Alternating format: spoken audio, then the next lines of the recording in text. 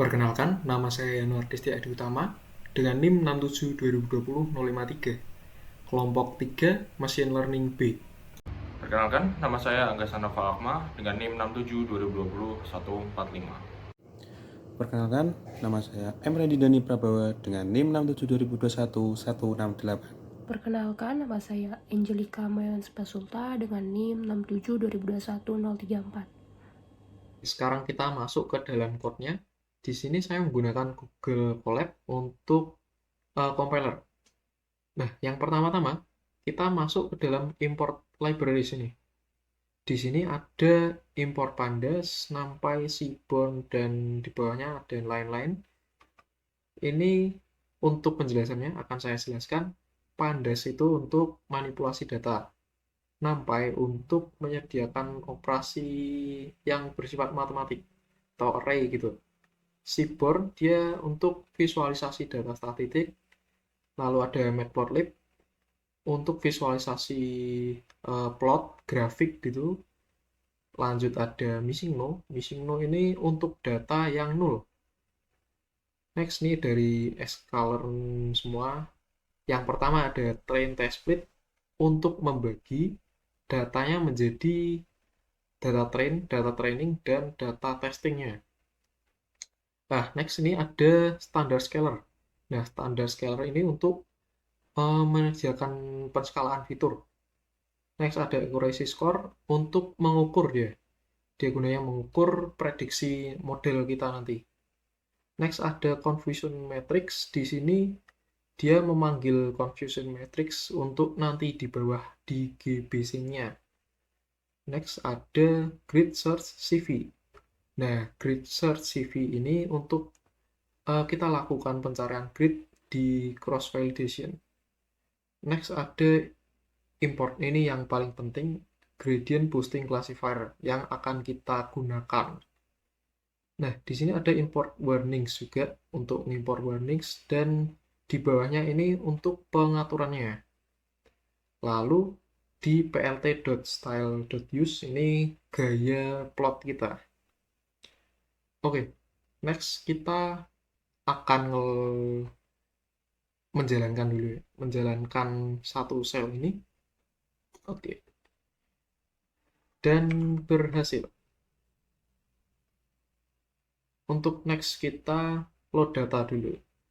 Nah, di sini load data karena saya menggunakan Colab, saya datanya di load secara manual di file di sini. Ada data CSV ini. Saya kita loadnya memakai variabel dv ya, df. Df sama dengan pd read underscore csv, datanya di sini. Lalu ini untuk print data shape itu nanti row dan kolom. Row itu baris, kolom itu kolom. Nah, lalu kita print headnya. Kita coba ya. Oke. Nah, di sini untuk head itu memang 5, jadi dari 0, 1, 2, 3, 4. Ini 5. Untuk shape-nya ini row itu barisnya ada 569 dengan 33 kolom. Oke. Next ini ada df drop. Drop itu untuk istilahnya menghilangkan dengan parameternya. Di sini ada ID dan unnamed. ID yang ini ID di sini ID, lalu unnamed 32 paling pojok ya ini. Oke, ini di sel ketiga dihilangkan. Oke, coba dijalankan. Oke, berhasil. Next ada diagnosis unit. Akan coba dijalankan. Nah, masih ingat dengan M dan B. M itu untuk malignant, B untuk benign. Data type-nya objek. Oke, next di sini DF diagnosis. Nah, di sini df diagnosis dengan lambda. Oke, jika diagnosis dia adalah 1, dia akan eh, gimana? Menjadi M, atau diagnosis 1 sama dengan malignan. Oke, jadi diagnosis 1 sama dengan malignan. Jika else selain 1, dia adalah benign. Kita akan coba print dulu. Nah, ini di diagnosis ini, jika dia 1, dia adalah malignan atau M. Jika 0, dia adalah B atau benign. Oke, next kita masuk ke sel berikutnya. Di sini ada df describe. Akan coba dijalankan. Nah, describe di sini ada count, min, std itu standar deviasi, min ini persentil, dan persentil. Ini ada max. Lanjut, ada df info di sel berikutnya. Akan coba dijalankan. Nah, di sini info itu per kolom ya, per kolom, dari kolom ke 0 sampai kolom ke 30. Dia not null. Ini ada data type, integer, float, dan float semua. Di bawah ini ada memory usage juga. Oke, kita next, lanjut ke sel berikutnya. Di sini untuk sel berikutnya, checking for null values. Pakainya isna. Coba dijalankan, dan hasilnya adalah tidak ada yang null. Semuanya terisi. Lanjut. Oke, kita masuk ke dalam null values. Ini dia memvisualisasikan nilai null menggunakan missing null tadi yang sudah diimport. Akan coba dijalankan. Nah, dikarenakan nilainya tidak ada yang null, dia akan tabelnya sama semua. 569 dari pojok sampai pojok. 569. Karena datanya tidak ada yang null. Semuanya sempurna. Oke.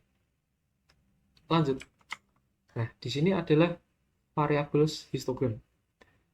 Untuk variabel histogram, di sini ada plot, dan ada for di sini ya, for. Nanti ada plot show. Kode yang di sini, histogram ini, dia gunanya untuk menampilkan histogram distribusi frekuensi. Nah, histogram tersebut nanti jumlahnya ada berapa? Jumlahnya berdasarkan kolom ya.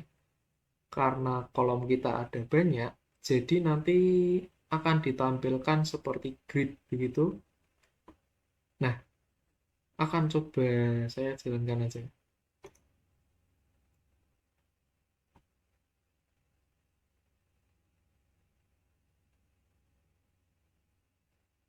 Oke, betul. Dia ini ada density dan ini untuk variabelnya. Jadi ada 1, 2, 3, 4, 5, 6, 7, 8, 9, 10, 11, 12, 13, 14, 15, 16, 17, 18, 19, 20, 21, 22, 23. Ada 23 kolom. Next adalah correlation heatmap.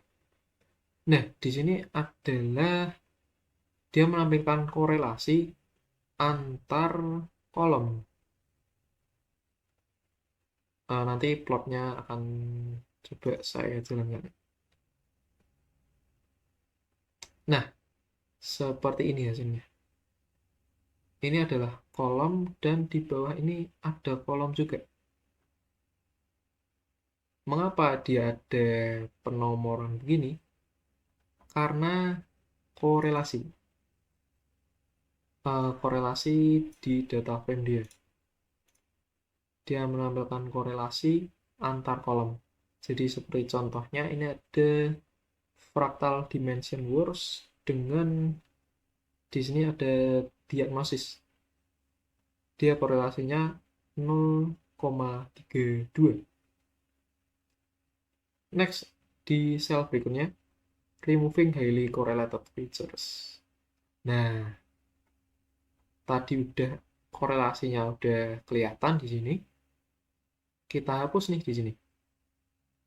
Removing highly correlated features. Akan coba saya jalankan untuk selnya. Nah, oke, the reduced data frame has 20 columns. Setelah di remove yang kolom-kolom yang highly correlated, dia punya ini, data frame-nya punya 23 kolom. Sepertinya sama ya. Oke, next. Di sel berikutnya, ini ada creating features and label.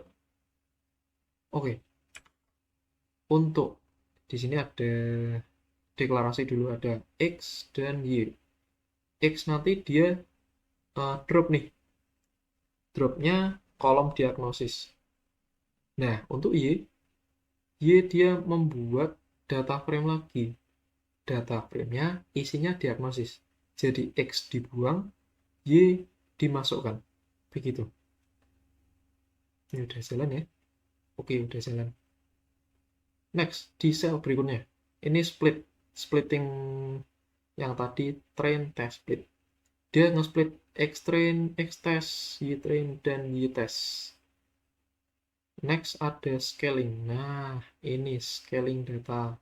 Scaler untuk memanggil standar scaler dia pakai variabel scaler.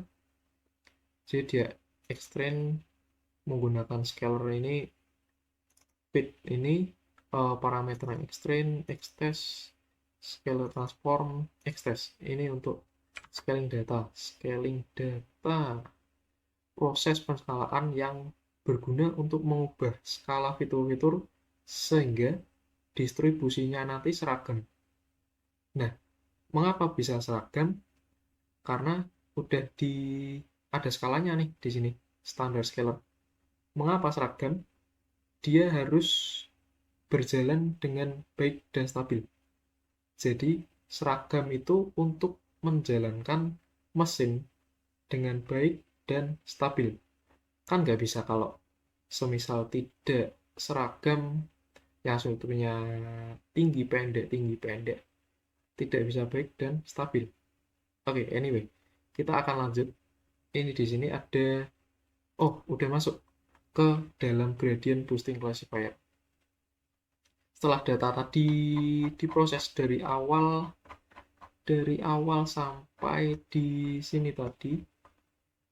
Nah, di scaling ini sekarang kita masuk nih di GBC-nya. GBC adalah salah satu algoritma machine learning yang paling populer untuk klasifikasi. Algoritma ini bekerja membangun ensemble dari model-model sederhana seperti decision trees dan lain-lain. Model-model ini ditambah secara iteratif. Setiap model dirancang untuk memperbaiki kesalahan dari model sebelumnya. Oke, data udah, kita masuk ke algoritmanya. Nah, tadi udah dipanggil ya di atas importnya. Ini sih GBC-nya. Dipanggil dengan variabel GBC, Gradient Boosting Classifier.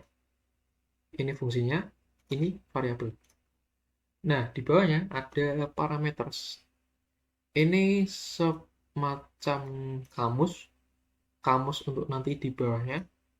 Parameters, ini kamus, ada variabel loss, maksudnya parameter loss, parameter learning rate, dan parameter n estimators. di dalam parameter ini ada ini nih, anggotanya nih. Anggotanya ada deviance, ada eksponensial. Learning rate anggotanya ada 0,001, 0,1, 1, dan 10. N estimator anggotanya ada 100, 150, 180, dan 200. Alright, kita lanjut di bawahnya ini. Grid Search GBC. Grid Search CV. GBC parameter CV and job verbose. Nah, di sini kan parameter udah disebutkan nih di sini.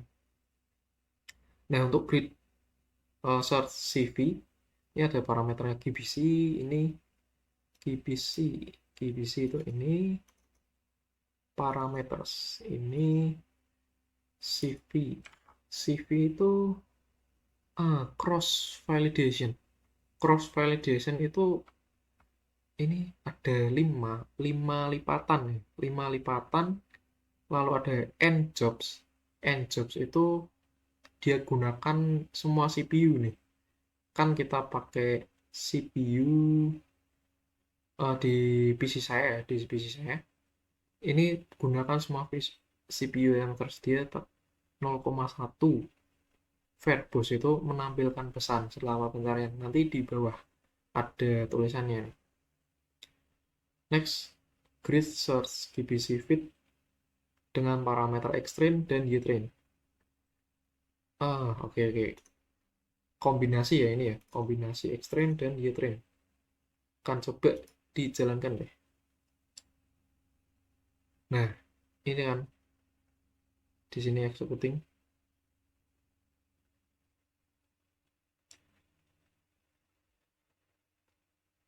Tulisannya fitting 5 volts, 5 lipatan ya, seperti di CV-nya ini. Cross fitting 5 volts for each 32 candidates.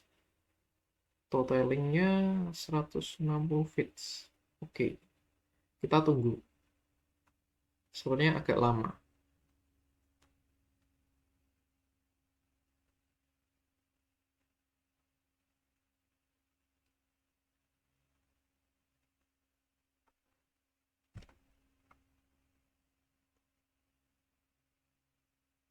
Iya, beneran lama. Nah, udah nih. Hasilnya kayak gini. Oke. Ya, next aja deh. Next di sel berikutnya. Sel berikutnya ada base parameters di sini. Base parameters itu apa sih? Nah, base parameters gunanya adalah memberikan nilai yang terbaik untuk parameter. Setiap pencarian ya, nilai terbaiknya berapa sih ini? Nah, kan tadi ada learning rate, loss, and estimators. Kita cek learning rate 1. Ini base ya. Grid search base parameters. Parameter yang baik untuk learning rate berapa sih? Di sini ada pilihannya 0,001, 0,1, 1, dan 10. Base-nya terbaik adalah 1. Untuk loss, dia yang terbaik eksponensial. N estimators adalah 100. Ini setiap dijalankan sepertinya ganti-ganti. Sebelumnya saya 160 nih. Oke. Anyway, kita lanjut ke base course. Oke, base course. Ini ya, di sel berikutnya.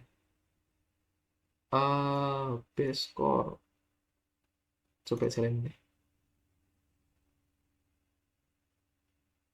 Oke, base course-nya 0,967 bla bla bla bla bla. Nah, base course ini adalah nilai terbaik untuk cross validation. Udah tahu nih CV-nya, CV cross validation. Tadi kan 5 lipatan ya. Nah, yang terbaik selama pencarian tuh berapa sih nilainya? Nah, ini nilai 0,96734177721 dan seterusnya. Next. Di sini ada input base parameter. Oke, GBC sama dengan gradient boost bla bla bla bla bla dengan parameter learning rate, loss, dan n estimators. Seperti yang sudah ada di output sini ya, base parameters, kita masukkan nih learning rate-nya berapa? 1. Oke, udah sama. Loss eksponensial sudah sama. N estimator 100 sudah sama. Nah, ini untuk di bawahnya fit ini di sini untuk melatih ya, melatih model yang GBC nanti. Dataset pelatihannya yaitu N-train dan Y-train. Coba deh saya jalankan. Oke. Ini udah ya, running rate 1, loss eksponensial. Next. Next ada Y-pred sama dengan GBC predict dengan parameter X-test. Oke, untuk Y-pred ini Y-prediction ya, Y-prediction. Variabel Y-pred akan berisi prediksi dari X-test atau data ujinya nih. X-test tuh data uji. Coba. Oke, sudah berhasil. And then kita lanjut ke, nah ini yang paling penting di sini. Accuracy score. Paling penting. Skor akurasi. Untuk akurasi dia cetak akurasi model ya pada data train.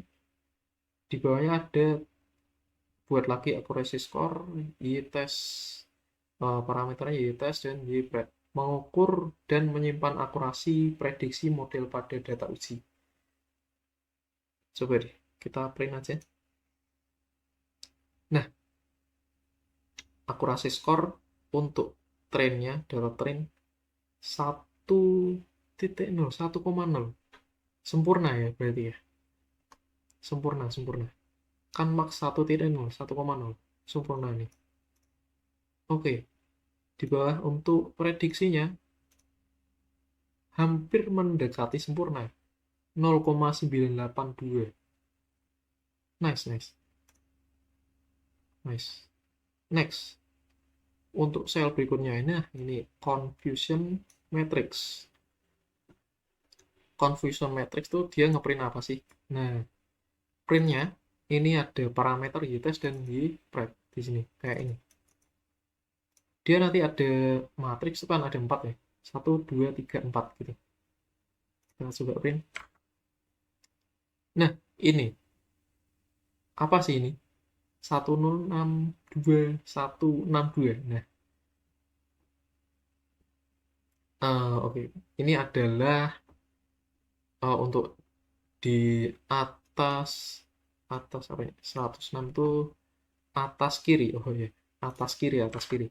Atas kiri ada true negatif. True negatif 2. 2 itu adalah apa ya nih? False positif. Bawah kiri itu false negatif. Bawah kanan adalah true positif. Penjelasannya oke. Untuk penjelasan true positif itu dia adalah jumlah sampel true positif ya. True positif itu jumlah sampel yang positif benar-benar diprediksi sebagai positif. Jadi dia sampelnya positif, prediksinya juga positif. Next adalah false negatif. Jumlah sampel yang false negatif, jumlah sampel positif yang diprediksi negatif. Next ada false positif, jumlah sampel negatif yang diprediksi positif. Jadi kebolak-balik ya. False negatif, sampelnya positif, prediksinya negatif. False positif, dia sampel negatif, prediksinya malah positif. Lalu yang 106 ini adalah TN, true negative. Jumlah sampel yang negatif diprediksinya juga negatif. Ini benar. Oke. Nah, yang terakhir ini adalah classification report. Sel berikutnya akan saya jalankan. Di sini nih. Seperti ini. Ada precision, recall, F1 score, support, accuracy, macro, average, weight average. Yang ini yang akurasi yang kita butuhkan nih. F1 score-nya 0,98. Sama seperti yang di sini. 0,98. Oke, itu dia untuk gradient boosting classifier dengan dataset yang sama ya tadi. Datasetnya adalah yang ini. Diagnosis cancer ya, cancer, breast cancer itu. Oke, sekian dari saya dan Norvisti Aditama sudah mempresentasikan gradient boosting classifier. Semoga bisa membantu dalam kalian memahami. Mohon maaf jika ada kata-kata yang kurang berkenan atau kata-kata yang salah buat kalian. Terima kasih sudah menonton. Terima kasih. Tuhan Yesus memberkati. Oke, jadi di sini saya menggunakan teknik algoritma decision tree untuk mendeteksi penyakit breast cancer. Untuk pertama-tama kita impor terlebih dahulu library yang dibutuhkan. Di sini library yang dibutuhkan yaitu ada Grid Search CV dan Decision Tree Classifier. Grid Search CV ini nantinya berfungsi untuk mencari parameter yang terbaik nantinya. Lalu Decision Tree Classifier ini karena kita akan menggunakan algoritma Decision Tree. Yang pertama, kita inisialisasi terlebih dahulu. Kita inisialisasi DTC sama dengan Decision Tree Classifier. Ini seperti konsep OOP, lalu kita definisikan parameter gridnya. Di sini ada kriterion yaitu teknik mengukur seberapa baik node nanti akan terpisah.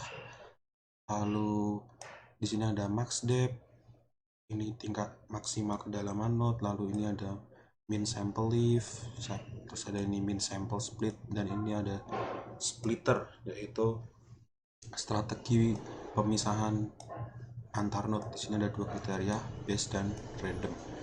Lalu kita inisialisasi lagi menggunakan grid search DT sama dengan grid search CV. Lalu kita kirim parameternya yaitu DTC, ini adalah decision tree classifier-nya, lalu parameternya, lalu cross validation, and jobs dan verbose. Lalu kita melakukan training data. Setelah itu kita tentukan base parameternya atau parameter terbaiknya. Di sini diperoleh yaitu kriterionnya entropi, max depth-nya 15, min sample-nya 7, min sample split-nya 4, dan splitternya random. Lalu kita cetak base score-nya. Ini adalah ukuran seberapa baik model tersebut. Jadi semakin tinggi nilainya, modelnya berarti semakin baik. Lalu kita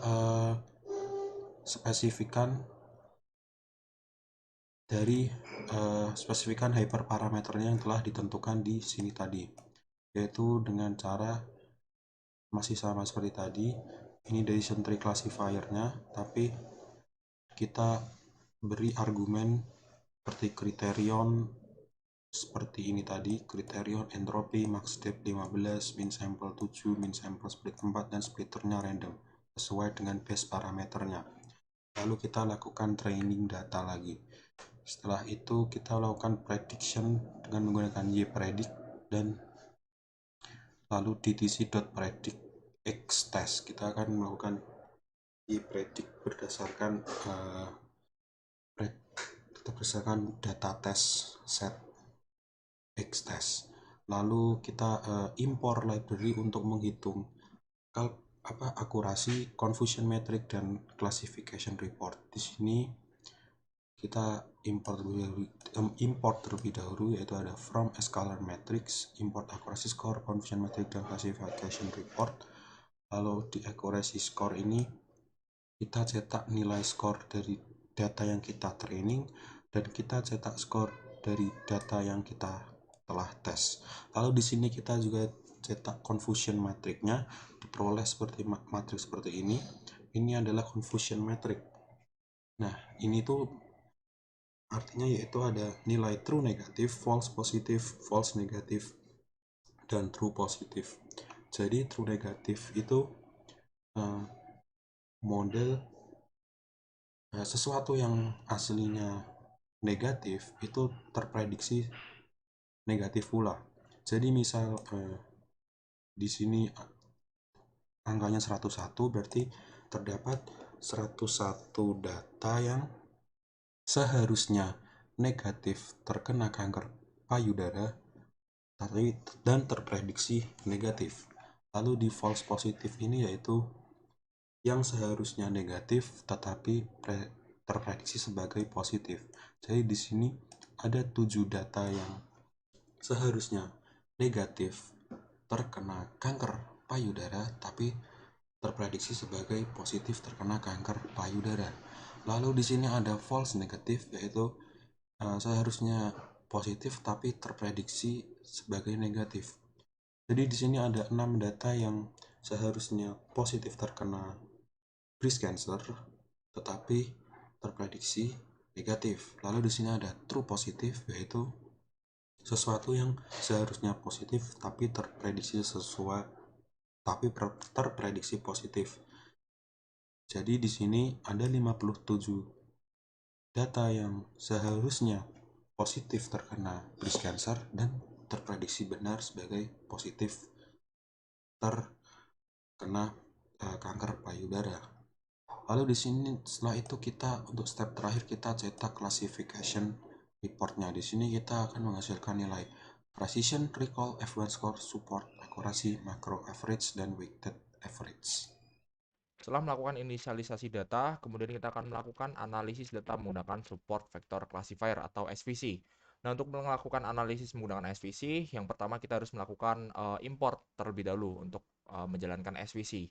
Nah, untuk importnya itu yang pertama kita mengambil dari scalar.svm atau uh, support support vector machine, yaitu untuk mengimport SVC, kemudian scalar.model selection untuk melakukan import grid search CV. Kemudian setelah itu kita harus melakukan analisis inisialisasi objek SVC dengan nama variabel SVC, kemudian untuk memanggil importan SVC. Setelah itu, kita akan mendefinisikan parameter yang akan diuji dengan nama variabel parameters dengan isi array gamma dan array C. Nah, di mana gamma ini merupakan parameter untuk mengontrol seberapa jauh pengaruh satu contoh pelatihan dapat mencapai nilai yang lebih tinggi. Kemudian untuk C itu yaitu parameter untuk mengontrol tingkat regulasi di model SVC sehingga tidak terjadi overfitting. Nah, setelah melakukan inisialisasi parameter yang akan diuji, kemudian kita akan menginisialisasi objek grid search CV dengan model SVC serta parameter yang akan diuji, yaitu dengan nama variabel grid search yaitu memanggil grid search dengan parameter SVC, kemudian dan parameters. Kemudian melakukan pencarian parameter yang terbaik menggunakan data pelatihan dengan grid search.fit, xtrain dan ytrain. Nah, xtrain dan ytrain sudah diambil melalui inisialisasi data sebelumnya. Maka yang akan didapat yaitu param grid dengan C 0,01 dan seterusnya serta gamma 0,00001 dan seterusnya dengan estimator SVC. Kemudian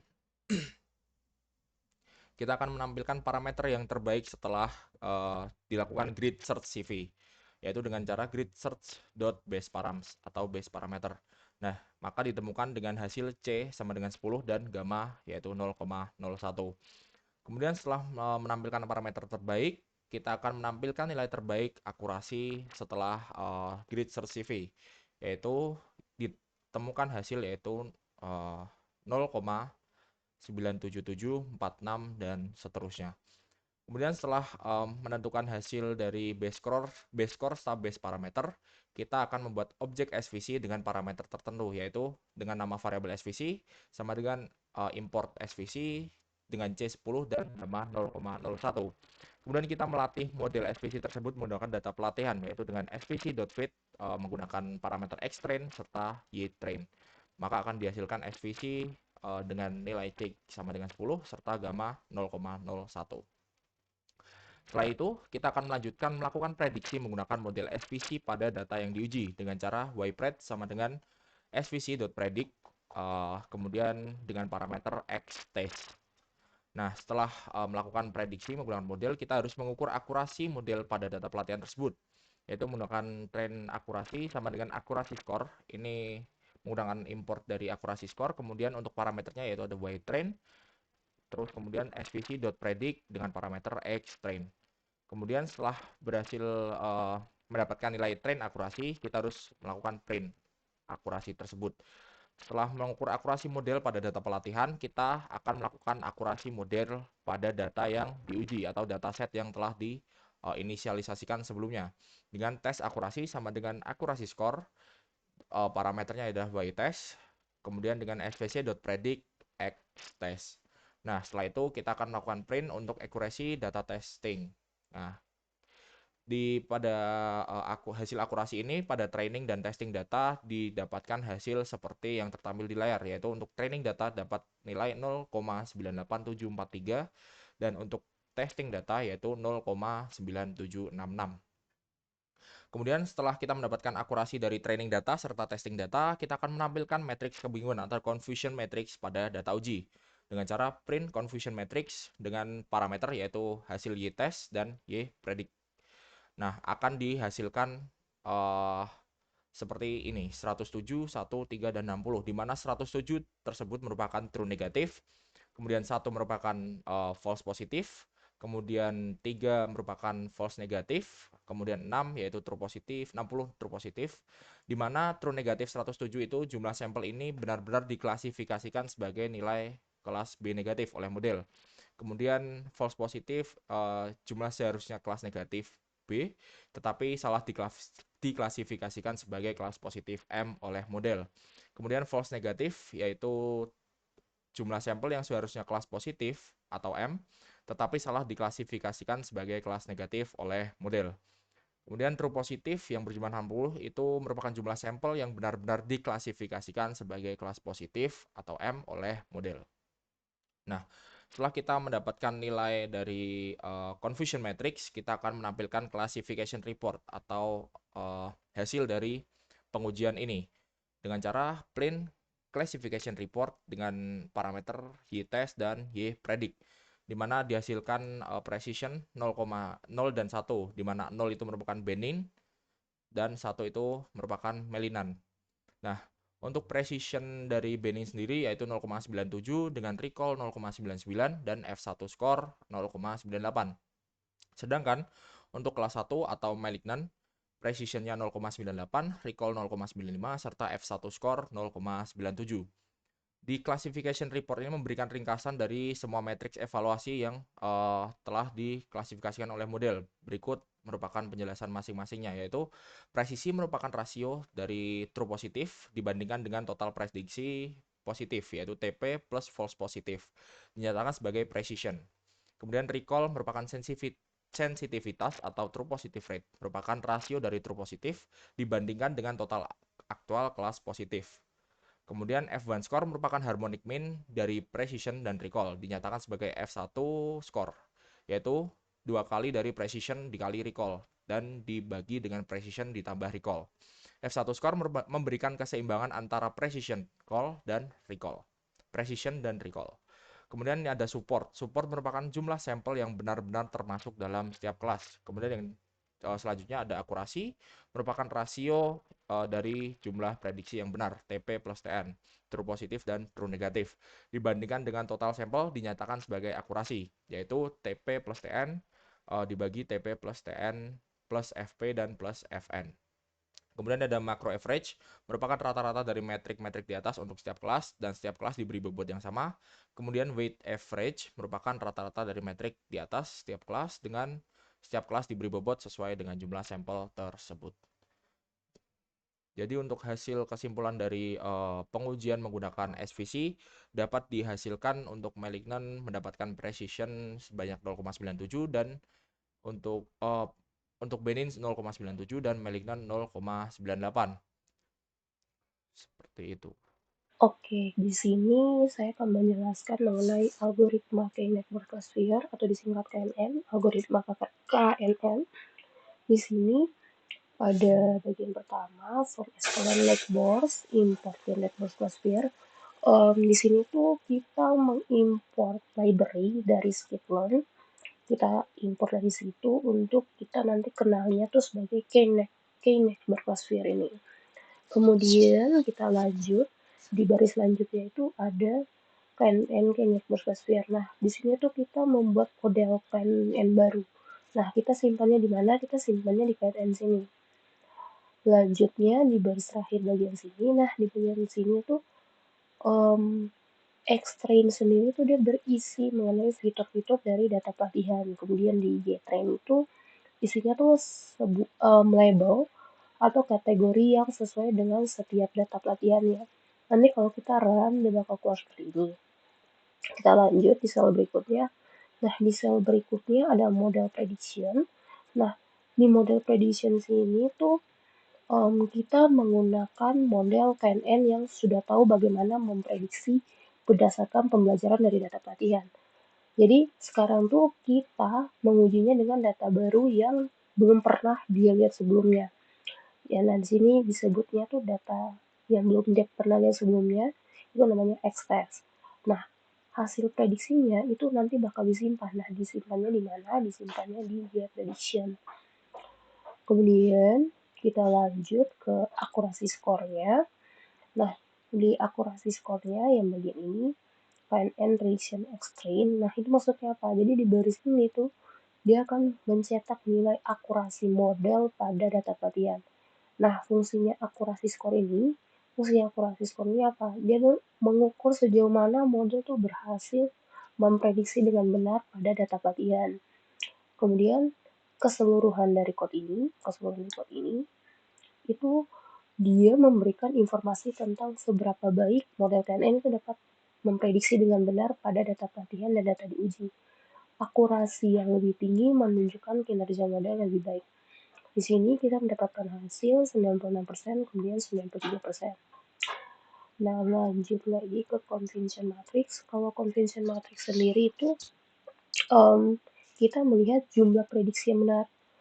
Nah, di sini kita lihat tabelnya. Di sini tuh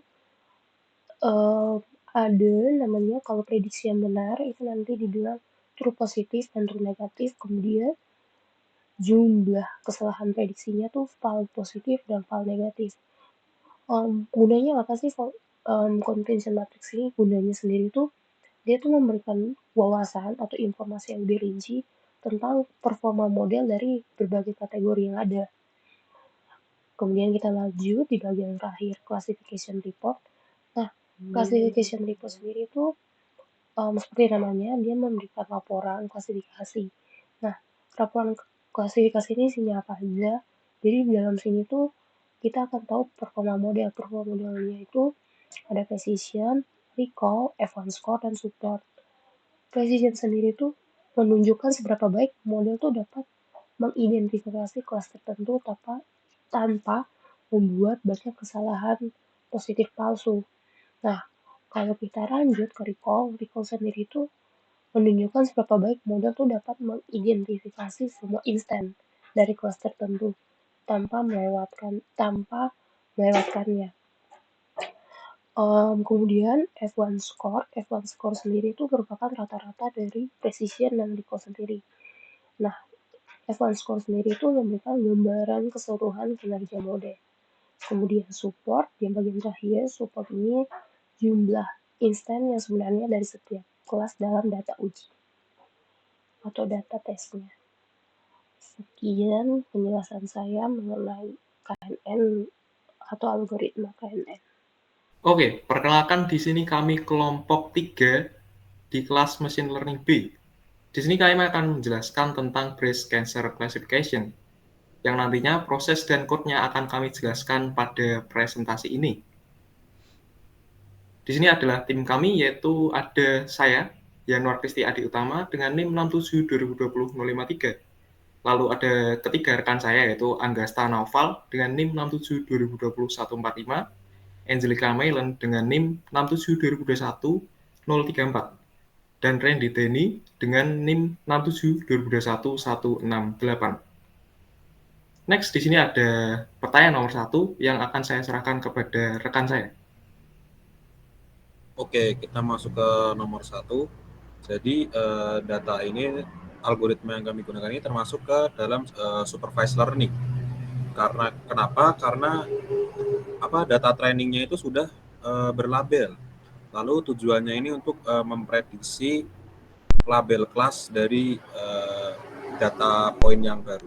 Di sini kita bisa lihat itu sudah berlabel, itu diagnosisnya itu udah di angka 111 dan seterusnya.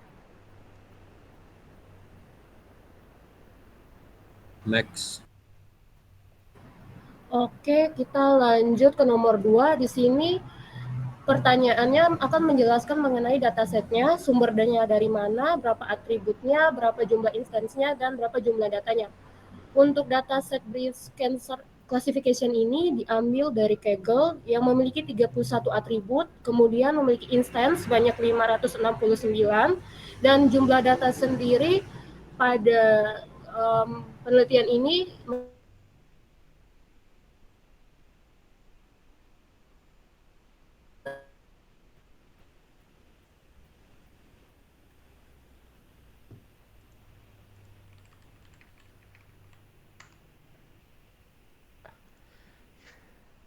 Aku nge-lag. Bentar. Di-cut dari pertanyaan nomor 2. Oh, dikat. Dikat. Balik pertanyaan nomor 2 aja. Kita ulang. Ulang pertanyaan nomor 2. Soalnya nge-lag punya aku. Loh. Nge-lag. Oh, orang nomor 3 langsung. Enggak, nomor 2-nya belum selesai tadi. Oh, alah. Ke nomor 2 lagi ulang-ulang. Oke, diulangi nomor 2 ya.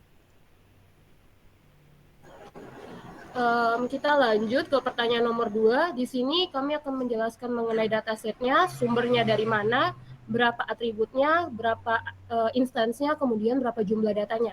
Untuk dataset breast cancer classification ini kami ambil dari Kaggle yang memiliki 31 atribut, kemudian memiliki 569 instance. Untuk jumlah data pada dataset ini sendiri mencapai 569. Boleh lanjut ke nomor 3. Oke, selanjutnya kami akan menjelaskan apa saja metode yang akan kami gunakan. Yang pertama ada SVC, kemudian Gradient Boosting Classifier, Decision Tree Classifier, serta K-Nearest Neighbor atau KNN. Nah, untuk yang pertama yaitu SVC atau Support Vector Classifier, merupakan turunan dari Support Vector Machine, di mana itu merupakan supervised learning yang digunakan untuk melakukan klasifikasi atau regression atau tugas regresi, di mana di kasus klasifikasi ini SVM atau support vector machine akan mencari hyperplane dengan memisahkan dua kelas dengan data margin terbesar. Nah, apa sih kelebihan dari SVC atau support vector classifier? Yang pertama, akurasi yang tinggi. Kedua, kemampuan untuk menghandle dimensi data yang lebih tinggi. Kemudian yaitu kemampuan untuk menghindari dari overfitting. Nah, bagaimana SVC ini dapat menyelesaikan kasus breast cancer classification problem? Yang pertama yaitu SVM akan digunakan untuk menyelesaikan kasus tersebut dengan mencari hyperplane untuk memisahkan antara malignan dengan benign di breast tumor ini. Kemudian hyperplane yang sudah dipilih ini dengan margin yang tinggi di antara kedua kelas tersebut, maka hasil marginnya akan dicari yang paling terdekat untuk dijadikan hyperplane. Dan yang ketiga yaitu SVM algorithm ini mencari untuk hyperplane dengan maximize margin atau margin yang paling banyak. Hal ini menjadikan SVM tersebut menjadi model yang akurat dan tidak akan terjadi overfitting pada data pelatihan atau training data tersebut. Oke, dapat dilanjutkan ke gradient boosting classifier. kita akan membahas tentang Gradient Boosting Classifier atau GBC. Gradient Boosting Classifier sendiri adalah salah satu algoritma machine learning yang digunakan untuk penyelesaian breast cancer classification. Nah, GBC di sini adalah salah satu cabang dari metode boosting. Oke, di sini ada 2 poin untuk kita menjadikan GBC sebagai penyelesaian. Untuk poin yang pertama yaitu GBC bekerja dengan menggabungkan beberapa model sederhana atau yang lemah menjadi satu model yang kuat. Nah, alasannya adalah kenapa modelnya kuat. Yang nomor 2, model ini bekerja dengan iterasi, yaitu masing-masing modelnya dirancang untuk memperbaiki model sebelumnya. Oke, untuk selanjutnya yaitu Decision Tree Classifier.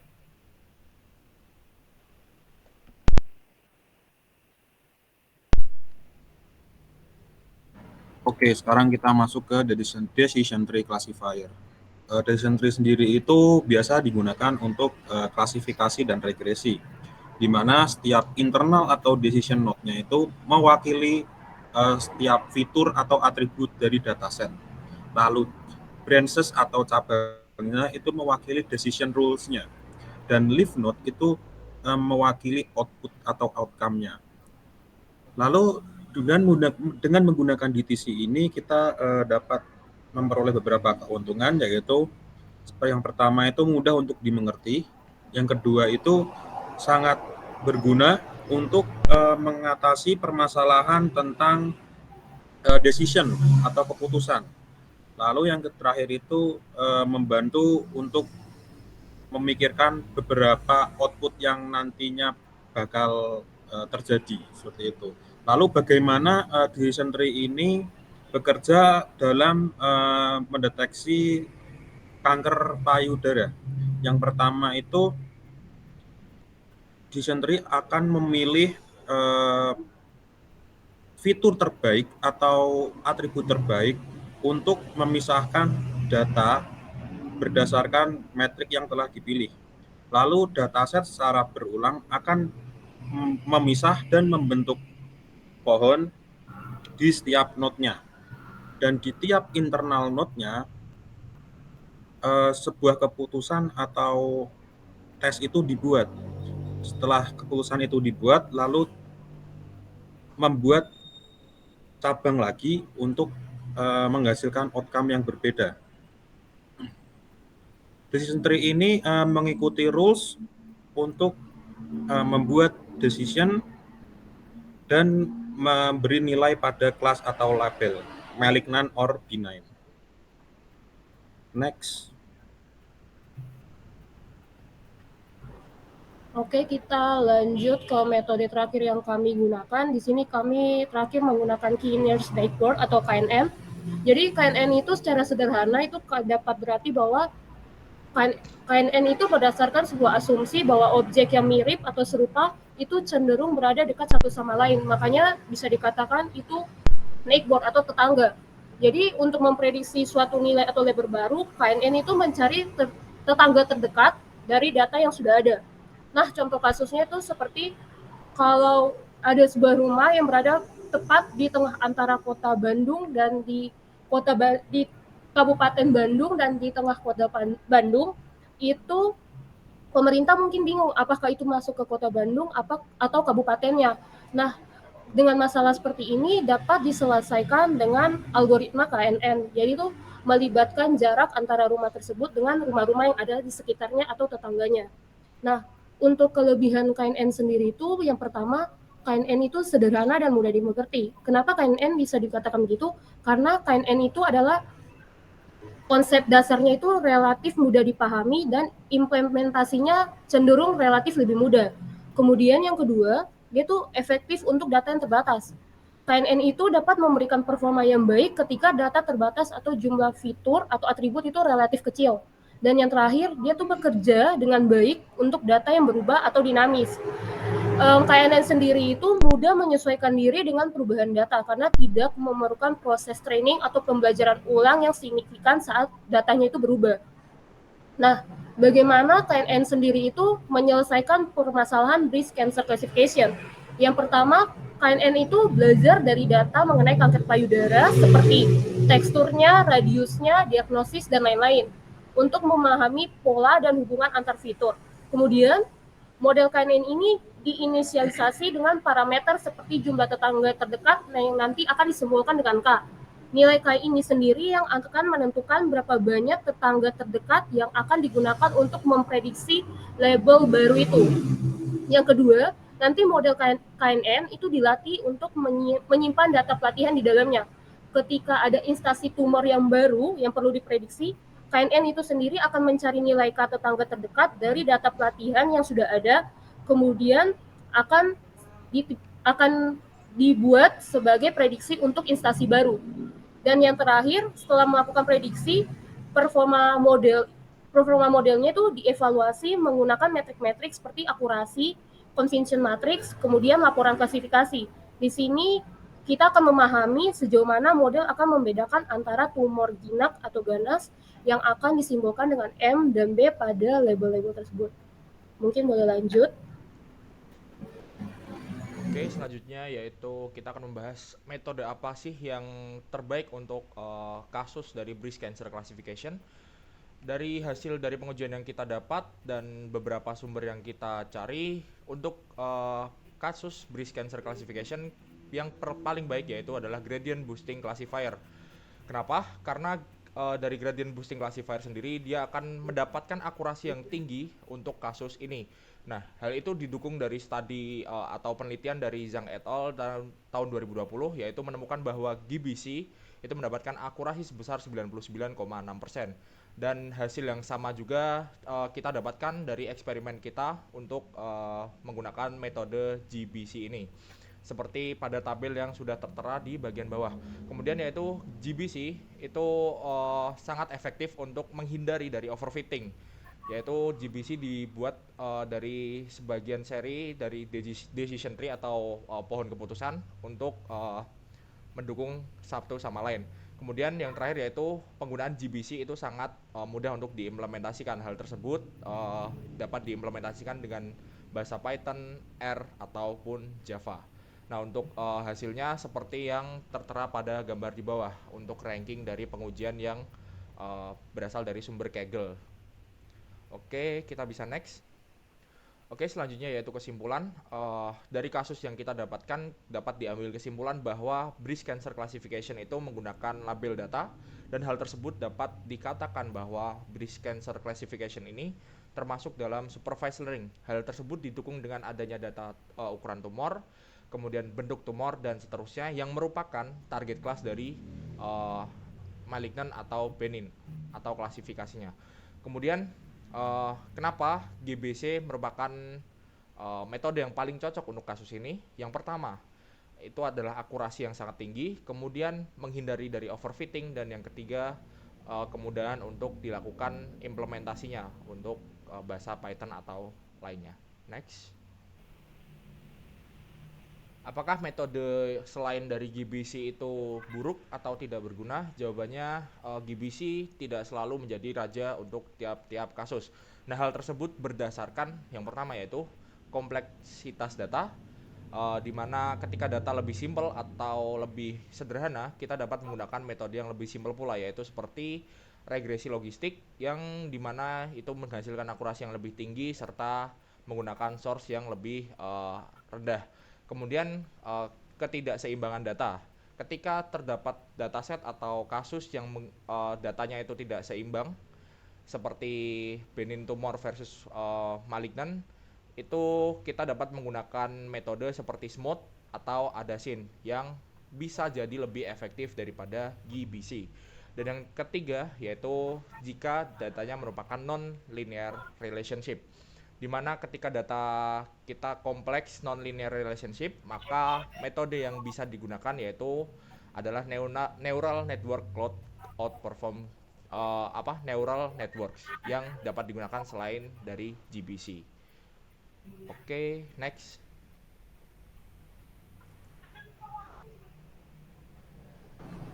Oke, kemudian Yang pertanyaan ke-6, tools apa aja sih yang kami gunakan? Yang pertama itu ada Google Colab. Jadi Google Colab di sini itu sebagai platform cloud yang menyediakan lingkungan berbasis web yang digunakan untuk notebook Jupyter, yang memungkinkan kami untuk mengeksekusi kode Python tanpa memerlukan perangkat lunak di laptop. Kemudian yang kedua itu ada Python. Python sendiri ini digunakan untuk menulis dan menjalankan code yang melibatkan pemrosesan data sendiri, kemudian pembuatan model, dan evaluasi performa model.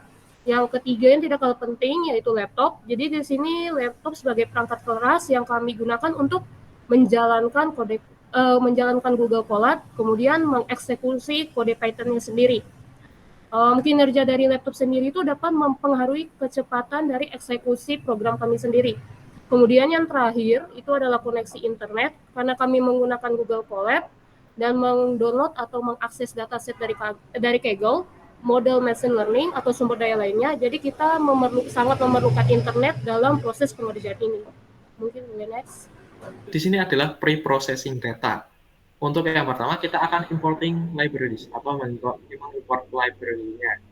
Ada beberapa library, yaitu Pandas, NumPy, Seaborn, Matplotlib, Isino, dan Workings. Untuk yang pertama, Pandas itu digunakan untuk manipulasi data analisis yang bersifat tabular atau tabel. Lalu selanjutnya ada NumPy. NumPy itu digunakan untuk menyediakan operasi matematika atau array. Seaborn di sini digunakan untuk visualisasi data statistik. Selanjutnya ada Matplotlib. Di sini untuk visualisasi lagi, tapi visualisasi grafik atau plot. Missing no, di sini visualisasi data yang hilang atau data nul. Lanjutnya adalah warnings. Warnings di sini untuk mengimport modul warnings. Lalu selanjutnya di bawah itu ada warnings filter warning, yaitu untuk mengatur filternya, untuk mengatur filter peringatan. Di bawahnya lagi ada PLT style use. Kita atur gaya plotnya menggunakan ggplot. Next, di sini ada train test split. Nah, di sini merupakan dari scalar model ya. Train test split sendiri untuk nge-split data menjadi data train dan data test. Di bawah ada scaling. Di sini untuk scaling juga menggunakan dari sklearn, import standar scaler. Nah, di sini untuk scaling data itu kita menyediakan transformer atau menyediakan modul begitu standar scaler yang digunakan untuk penskalaan fiturnya. Next, oke. Untuk SVC library, kita dari sklearn juga ada dua. Kita import FVC dan grid search CV. Di sini di bawah ada SVC untuk variabel pertama. SVC sama dengan menampung di modul FVC-nya. Lalu di bawah ada parameters. Parameters ini tipe data untuk seperti kamus. Di dalamnya ada gamma dan psi. Untuk gamma sendiri ada 0,0001, 0,001, 0,01, dan 0,1. Untuk psi ada 0,01, 0,05, 0,5, 0,1, 1, 10, 15, dan 20. Selanjutnya ada grid search. Grid search sendiri menggunakan CV dengan parameter SVC dan parameters. Selanjutnya ada grid search fit dengan parameternya xtrain dan ytrain. Lanjut, di sini adalah gbc library. Kita import dari sklearn assemble untuk mengimport modulnya gradient boosting classifier. Nah, untuk variabel yang digunakan adalah gbc atau gbc untuk menampung gradient boosting classifier, untuk menampung fungsinya. Lalu di bawah ada parameters. Parameters itu untuk dictionary atau kamusnya. Di dalamnya ada loss, learning rate, dan n estimator. Lalu di dalamnya lagi ada deviance dan eksponensial. Untuk loss sendiri, learning rate ada 0,01, 0,1, 1, dan 10. Untuk n estimator ada 100, 150, 180, dan 200. Di bawah ini ada grid search gbc menggunakan grid search CV. Nah, CV sendiri untuk cross validation dengan parameternya yaitu GBC, ini fungsinya, dan parameter CV-nya 5 lipatan, and job sama dengan -1, verbose 1. Grid search GBC ini fit untuk fitnya X-train dan Y-train. Oke, lanjut. Oke, sekarang kita masuk KNN library. Jadi karena kita menggunakan algoritma KNN, jadi library yang kita butuhkan yaitu library KNN. Kita import dari scalar neighbors, yaitu dengan cara from scalar neighbors import KN neighbors classifier. Kita next saja. Setelah itu ini adalah kita masuk ke algoritma decision tree classifier. Jadi yang perlu diimpor yaitu library grid search CV dan decision tree classifier. Decision tree classifier ini karena kita akan menggunakan algoritma decision tree, sehingga kita perlu mengimpor library decision tree. Lalu grid search CV ini berfungsi untuk melakukan pencarian menyeluruh atau pencarian grid untuk menemukan kombinasi parameter yang baik untuk machine learning model. Lalu di sini setelah kita menjalankan algoritmanya, kita hitung akurasi model, confusion metric, dan classification report. Untuk akurasi skor di sini kita import yaitu dengan cara from scalar matrix import akurasi score, confusion matrix, classification report. Akurasi skor di sini berfungsi untuk mengukur akurasi prediksi dari sebuah model. Lalu untuk confusion metric ini untuk membuat confusion metric, dan classification report ini untuk membuat report yang di dalamnya memuat bermacam-macam evaluasi metrik. Untuk question 8 ini sumber coding yang kita gunakan itu berasal dari Kaggle. Jadi semua kita ambil dari Kaggle dan datasetnya pula. Oke, cukup sekian dari kelompok kami. Terima kasih.